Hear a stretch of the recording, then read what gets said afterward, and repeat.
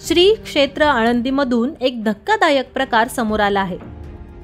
आळंदीमध्ये विद्यार्थ्यांना शिकवणाऱ्या एका महाराजाने 3 विद्यार्थ्यांवर अत्याचार केल्याची घटना समोर आली आहे।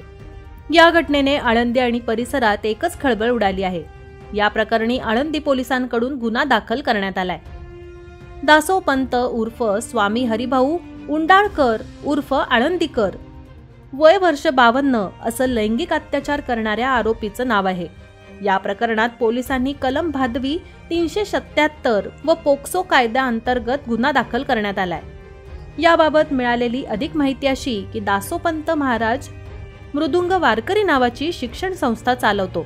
साधारण 70हून अधिक विद्यार्थी दासोपंत महाराजांकडे मृदुंग वाद्याचे धडे घेत आहेत। पण दिवाळीनंतर दासोपंत यांनी एका विद्यार्थ्यांना ब्लॅकमेल करून अनैसर्गिक कृत्य केलं। याबाबत कोणाला सांगितल्यास बरं वाईट होईल असे त्याने धमकावलंही होतं। विद्यार्थ्याला त्रास व्हायला लागल्यावर नंतर पालकांनी पोलिसात जाऊन याबाबत सांगितलं।